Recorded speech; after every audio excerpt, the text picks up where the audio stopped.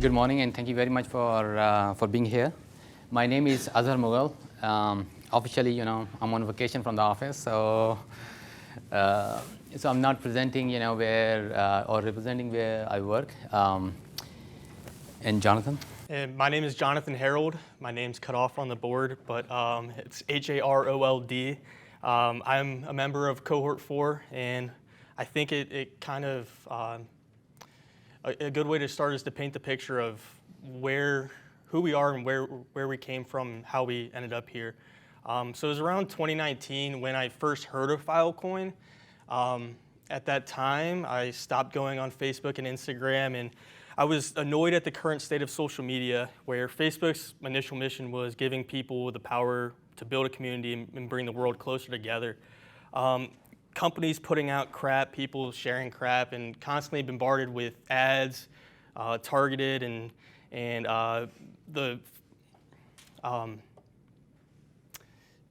bombarded with ads and possibly even misinformation, and no true control over your data. So the initial idea was something kind of like a Facebook combination with Dropbox, where the end users have control over their data and the focus is on maintaining connection. Anyway, I thought about building this, it relied on those large companies like Amazon, Microsoft, Google to store the data. And as I was looking into different solutions and decentralized networks, I came across IPFS and Filecoin, became fascinated with the technology and the mission of onboarding humanity's most important data.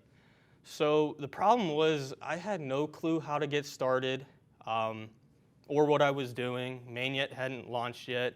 I was still trying to wrap my head around the technology. So I graduated from the University of Cincinnati with an MBA and bachelor's in IT with cybersecurity concentration.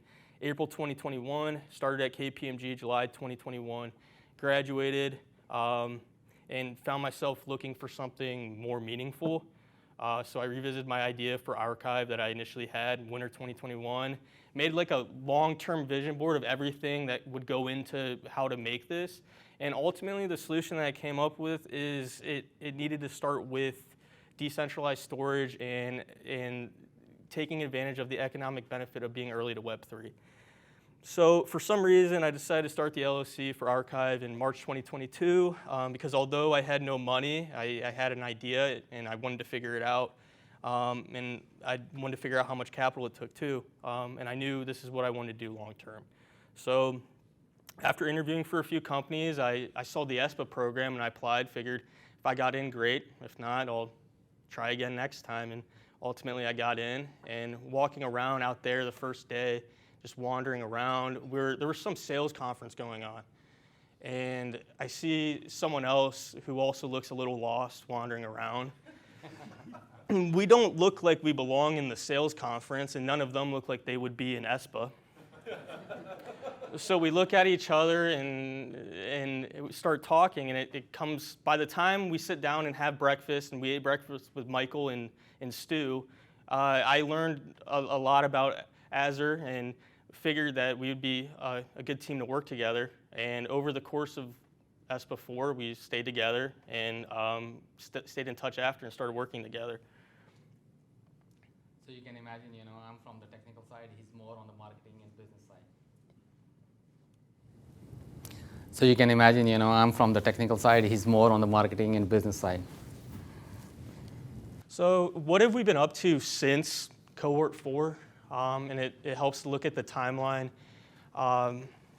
And we've spent a lot of time, initially it was working with James from Picnic and understanding how much fill we need for the ESPA miner, and then going through those modules, got in contact with Dharma and learned about the fill loan, was able to get that, and then worked with Azher to understand what his needs were, and worked with Aligned, who was able to provide sealing as a service for us as well.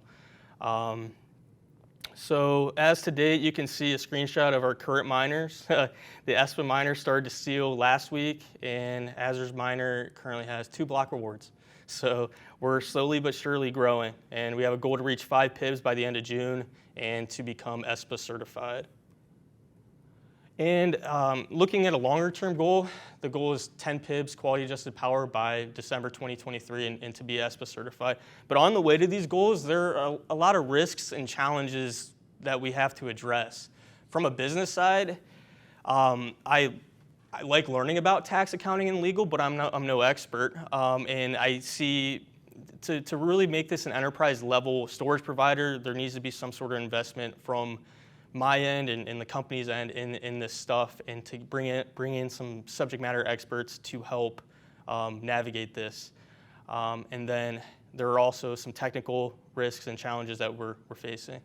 Yeah, from the technical, and we'll have more slides, downwards as well. From the technical side, what we see that in order to be a reliable and resilient service provider into the Web 3.0 industry, I think what we need to do is, in our setup, is to make sure that we have reliable connectivity. Our data center, which is my garage basically, is really certified to ESPA, to the codes properly, so that it has dual internet, UPS, power, the earthquake, all those things are being settled properly. So here we are, it's still a startup, and these are some of the needs that we are thinking that will meet down the road. As Jonathan said that, by June, our goal is to reach 5 PIBs. Quality adjusted, and so these are some of the challenges that we see over here. And the next challenges are the Fill Plus, but as you might have heard that we work together since ESPA 4, and now with the help of Dharma and Jonathan, now we have a good hold of Fill Plus as collateral, so we are not worried on that part at least. Next slide. This is a checklist of the ESPA certification process, and this is where we are. There are certain areas, for example, we lack in the ecosystem competence. I mean, we know the ecosystem now much better than the ESPA 4, but still there are some areas where we need to do the contribution to the community as well, and some of the formal agreements, but rest, storage competency, financial capability, the performance, this is not our demo day actually. We are still a little bit early, maybe like 2 months early.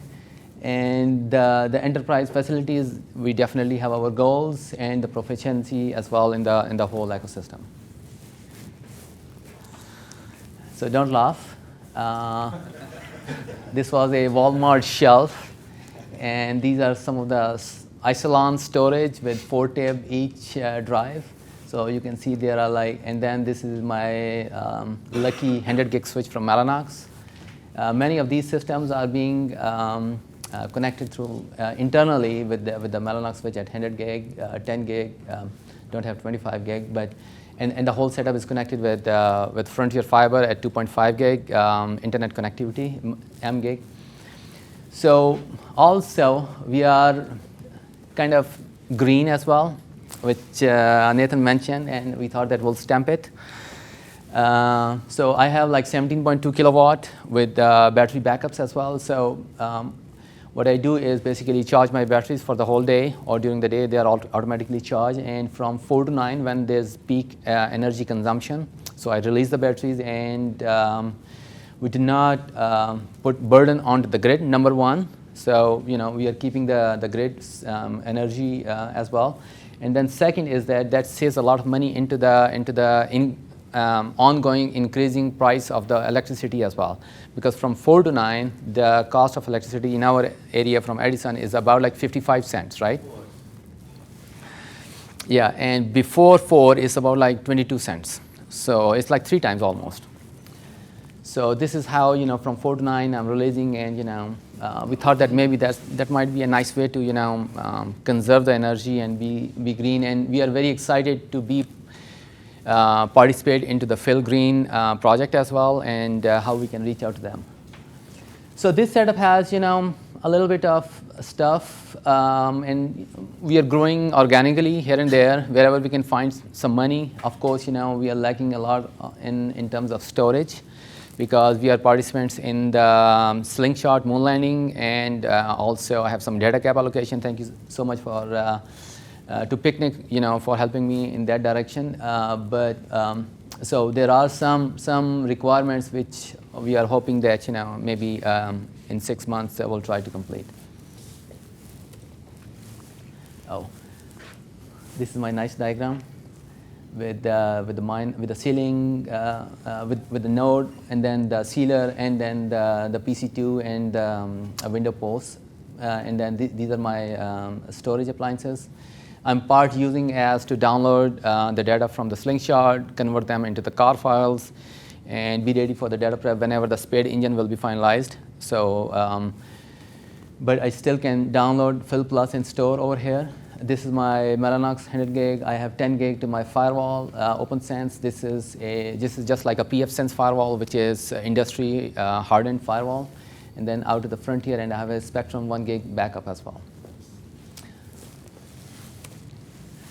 This is my link utilization, so someone can see, when they see that the cable provider is really not providing anything, but Frontier is really doing an awesome job, so I can get 2.5 gig.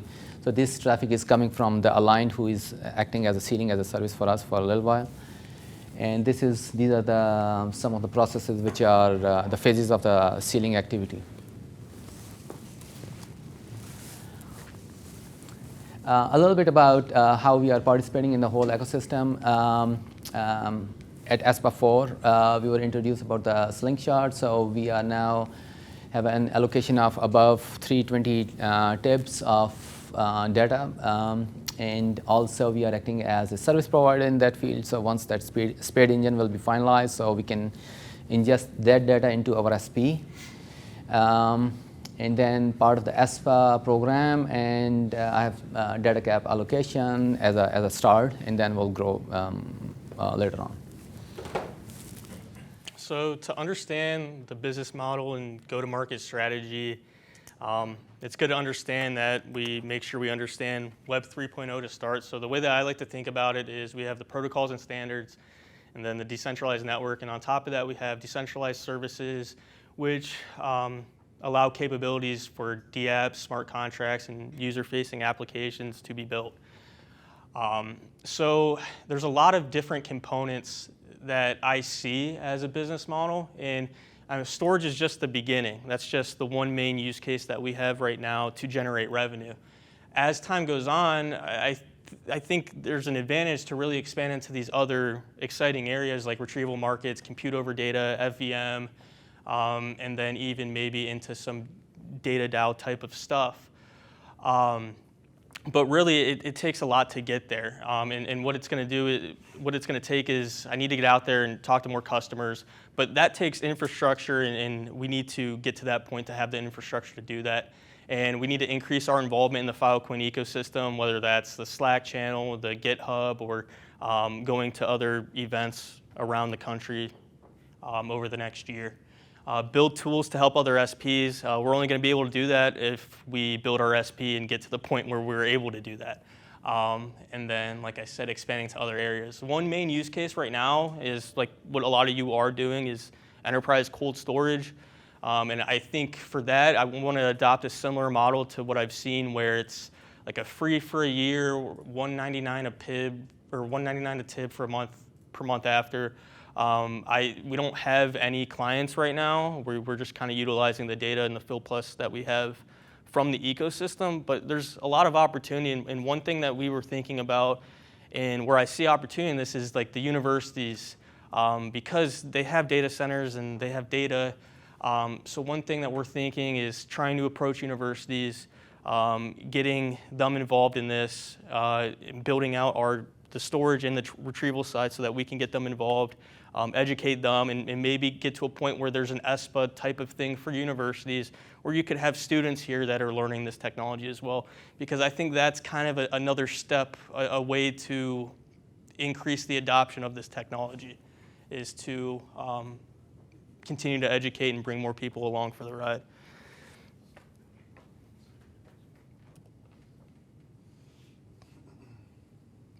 So our goal is to be one of in the top 100 SPs and 10 PIBs adjusted power by December 2023, get ESPA certified. 100 pips adjusted power by December 2024. And that's going to take money. So I kind of budgeted out there what it would take for this is like the next 6 months, 8 months to reach the 5 PIB and get ESPA certified. And the fill, I look at that as just important collateral to get, just because if we're thinking long term about this, fill is what we need to build and grow in this ecosystem. So while the loan from Dharma is great and a good way to get started, I think really stacking up the fill while the price is low, getting money to do that is really going to set us up for long-term success, where we don't have to figure, like in a rush, you'll have to buy fill at market price when maybe it's at $25 or $30. And we need capital in order to reduce those risks that we addressed before.